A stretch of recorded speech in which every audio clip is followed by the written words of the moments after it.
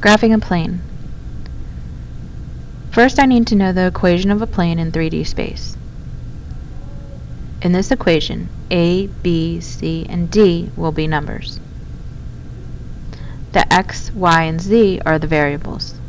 When I go to graph a plane, usually the d is on the other side of the equal sign. If it's not, move it over there. Subtract d from both sides.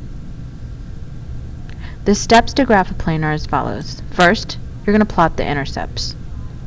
Once you plot the intercepts, you just connect them and you shade in the triangle. For example, I find an intercept here, find an intercept here, and an intercept here. Find the 3 intercepts. I then connect the intercepts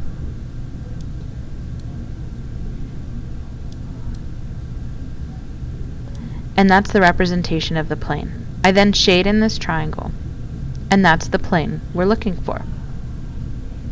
These lines have special names. They're called traces. These are the 3 traces of the plane. A trace is the intersection of a plane and a coordinate plane, which is a line. So a trace is basically a line. This trace is the intersection of the plane we wanted to graph and the xz coordinate plane. This green, dark green, represents the xz plane.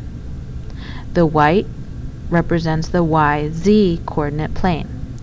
And the black represents the xy coordinate plane. These 3 lines right here are the traces.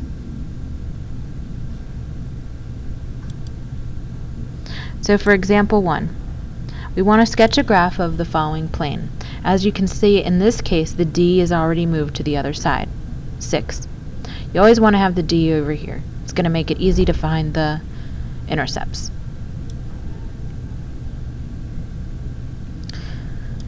So the xy plane, if you're in the xy plane, that implies that the y equals 0.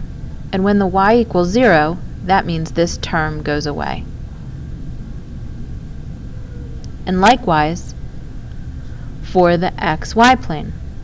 If I'm in the xy coordinate plane, that implies z equals 0. So this term would go away. And same thing for the yz plane. The x term would go away.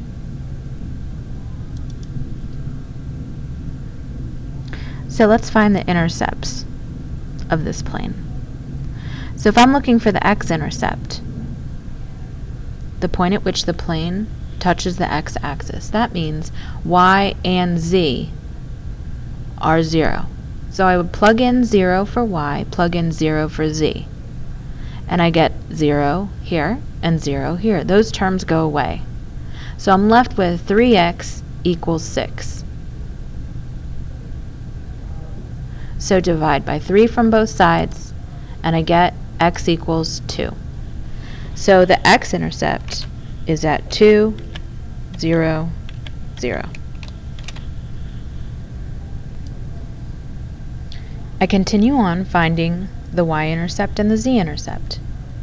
If I'm looking for the y-intercept, that means the x term is 0 and the z term is 0.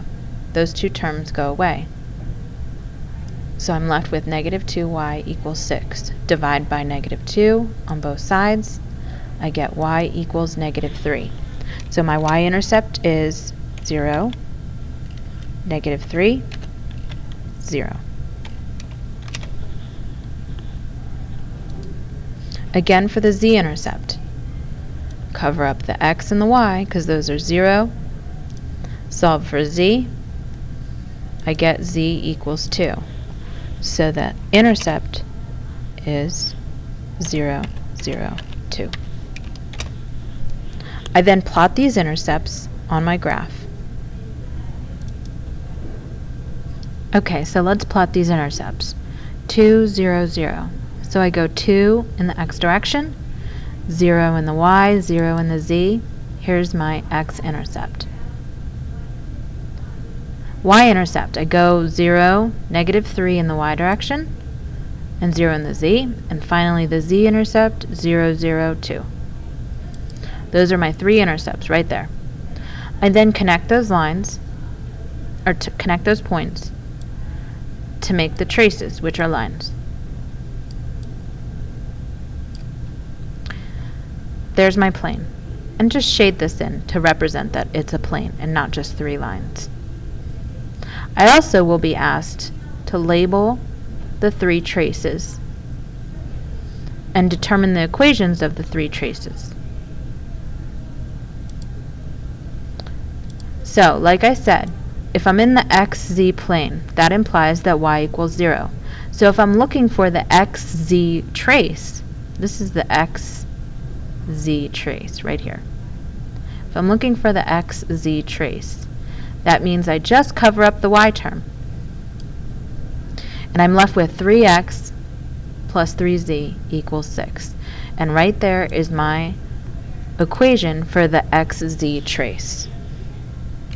3x plus 3z equals 6. Because y equals 0, that term goes away.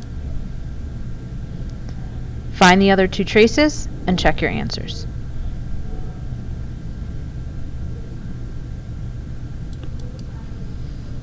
All right, check your answers.